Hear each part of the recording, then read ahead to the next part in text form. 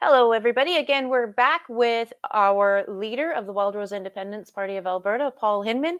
And we promised you the last time we were together that we were going to talk about the very important role of government, what they are supposed to do, what they're not supposed to do.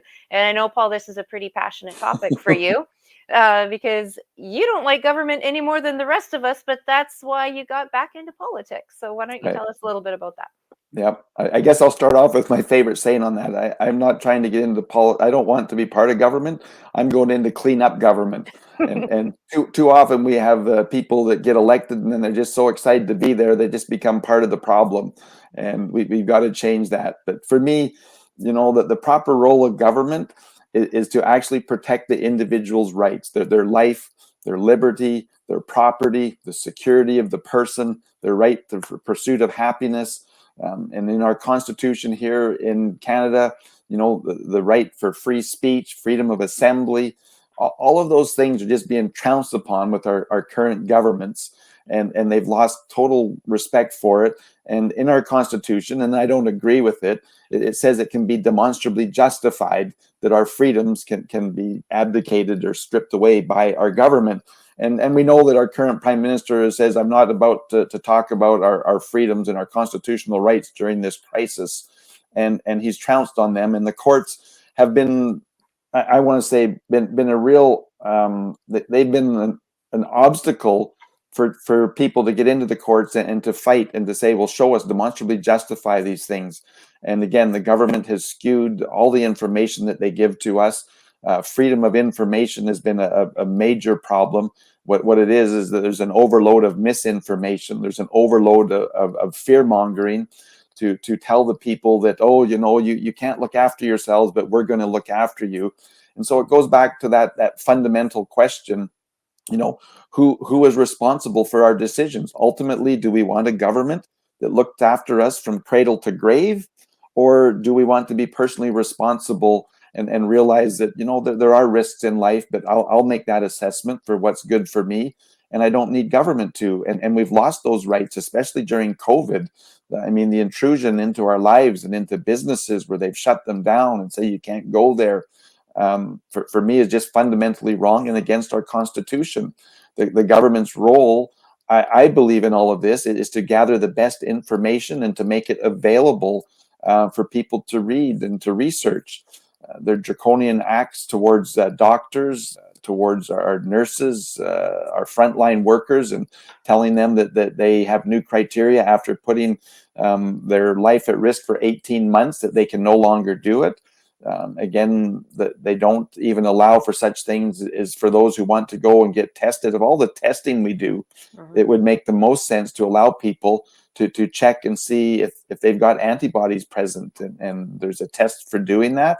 And yet the government fails to recognize probably the most basic test that would give people that security and realize that, wow, I have been exposed to COVID. I've developed antibodies, and to give them that security or that safety that they want within themselves rather than the fear mongering. But the proper role of government is to protect the individual, because as soon as we allow, I want to call it the tyranny of the majority who are fearful of something, to prohibit others from doing it, the government's lost its proper function. And that's where segregation, discrimination all sneaks in. And those always end badly. The divisiveness that our governments are putting out there, even within families, is just alarming to me and unacceptable. And so it goes back to that fundamental question: what is the proper role of government, and who determines that? And we believe in a constitutional government that recognizes the supremacy of God and the rule of law. And that's critical, that it's not man or some elected person or some NGO or a bureaucrat who ultimately has that right. And in our Constitution, one of the fundamental problems is that once politicians are elected, they're pretty much untouchable to the next election. And one of the things that we in the Wildrose are such big supporters of is accountability. The day after you're elected, if you've done something that's all of a sudden exposed, the people need to have the right to recall you. And we want elected people that are accountable to the people. And like I say, the day after, right up till the day before the election, If people want to recall and fire an elected representative, we need to do that. And so that proper role of government is to be there for the people, not to be over the people, which is currently what we're struggling with. And again, here in Fort McMurray, Lac La Biche, it's very evident that we have a federal government that wants to impose just draconian restrictions on our area here. They want to shut down the oil sands. They want to attack oil and gas. And people who say, well, they won't really do it. Well, we've already lost our basic electrical supply because they shut down the coal plants when there's over 1,000 coal plants around the world that are in the planning and building stages. And yet we've been told to give up ours. And this is one of the fundamental problems here in Alberta. And I talked a little bit about the other day, but the real question is who's in the position to make the decision for our future? Are we going to have that here in Alberta by elected representatives that are accountable? Or are we going to continue to elect people that are owing and well, they're federalists, they're loyalists to the federal government, which does not have Alberta and our future in its best interest. It's very obvious with all of its policies, everything from taxation to environmental to transportation. It's against Alberta's interest and leaning towards Ontario, Quebec, and the Maritimes' interest. And we need to stand up and say, thanks, but no thanks. You will not be making the decisions for our future. We're going to bring that home here to Alberta with the Wildrose government and say thanks, but no thanks to your backwardness and your hypocrisy. Right. So that leads into another question that people have, and they get a little bit confused as to what is federal jurisdiction and what's provincial jurisdiction, because we've got both of those levels of government, federal government and provincial, and the lines shouldn't be blurry, but that federal government sure does like to come in and do what they want to do despite what Albertans want to see happen or even what we voted for on a provincial level. So what are some of our answers to that problem? Well, great question. And I want to back up that the real problem that we've had is, first of all, there is too much federal power. Your best government is always your local government. And our policies, and even looking at taxation and everything else where we need to come back to the local government, is important. But human nature is that often when somebody offers to do something for us or say, oh, don't worry about it, we'll look after that, or oh, we'll give you this free ride to here or there, is that we accept it. And it's often to our own demise. And we have allowed government to say, oh, we'll gather the taxes and we'll make the decision and we'll create the healthcare system, when that's very clearly in our constitution, provincial jurisdiction, but yet we have a federal government. And again, with COVID and everything else, they're wanting to impose these. And it's interesting the way they've been dancing around this, and they mention it, and then they want, the premiers to bring on those things.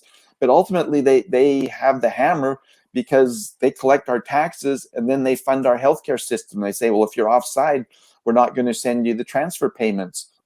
And so it's not even so much, in my opinion, what's federal and what's provincial. We need to come back, in the province here in Alberta needs to say, you know what, your priorities, your idea of quality of life is very different than ours, and we do not want to be part of your system anymore, and we need to take full control and exercise our full autonomy on everything from, I want to say, our justice and police system, collecting our taxes, environmental rules and regulations. Our Canada pension plan needs to be switched to an Alberta pension plan that's fully funded and going to be there. Our own employment insurance, our own immigration. And so for me, it's not even what's federal responsibility anymore. These are irresponsible individuals with the cronyism and the corruption is unbelievable. And we need to say, you know what, we'll look after our own affairs. We don't need you making decisions for us anymore.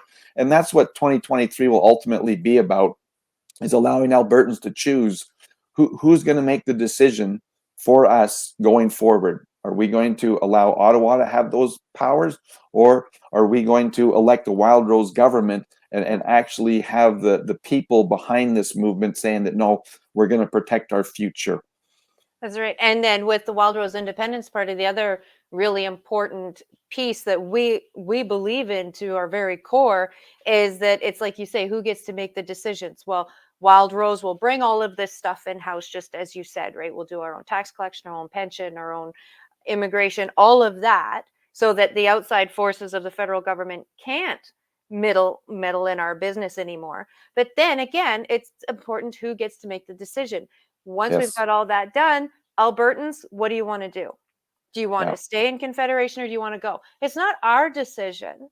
It's Albertans' decision, and they're going to have that final say. And Totally. right, it really is power to the people, and It, that's it, what we're all about. well, it is, and it's a two-step process, and maybe I should say it's a three-step process. It's fundamentally important that we let the people of Fort McMurray Lac-La-Biche realize that this opportunity is there. Hmm. That this sets off the earthquake, the tremor, to realize that wow, we're going to stand up for ourselves. And it's that same old thing that when you're being bullied, and again, this truck convoy is awesome that's Yes. heading out east. But when you start to stand up, you gain momentum. And you look at this truck convoy and how it is, the GoFundMe page, started off at 200, 300, 500, and then 750, then 1.2 million, and 1.7 and 3 million. And it's exciting, that movement. And that same excitement is about this by-election that we win Fort McMurray Lac-La-Biche, and Hmm. people all of a sudden have this beacon of freedom, of responsible government that's actually working for the people, and not for some world organization that has a plan to, that they claim to build back better, and that you'll own nothing and you'll be happy. I mean, it's just outrageous what Yeah. they're even saying, but yet people are buying into it. And so people need to realize that this is a golden opportunity to actually vote for the Wildrose, vote for myself here in Fort McMurray Lac-La-Biche, to stand up and defend our interests here, because that mandate from the people is the ultimate, most powerful one, that gives us that mandate to exercise our full autonomy, and then let Albertans, after they've seen the benefit of that, to then have a referendum to decide, well, do we want to be a sovereign nation, or do we want to be part of this broken, toxic, dysfunctional relationship inside Canada, with the big elephant in the room, a prime minister who wants to bankrupt our country, and spending money like a drunken sailor that has no other purpose in life other than to spend his money when he's on shore. It's crazy, Kathy. Hmm. But boy, I tell you, the reception at the door here is wonderful, and it's exciting to go out and to talk to people and realize there's so many people that realize that we're in a sad state of affairs, and our federal government is destroying our province. It really is. It really is. And it's also, as sad as that is to see and to hear the people talking about it and realizing it, it's really exciting to be able to give these people an option. Like, we're Yes. And Albertans, we're pretty good at solving our own problems, and we're here and we're going to do it.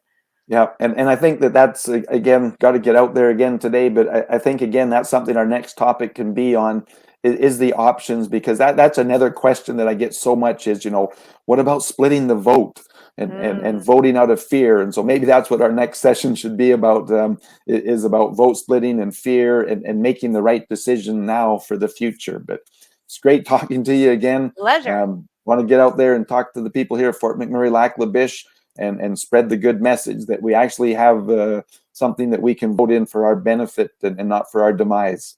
Amen to that. Amen to that. Well, happy door knocking. Have a great time, and we'll chat with you again in a little while. Super. Thanks, Kathy. Take care.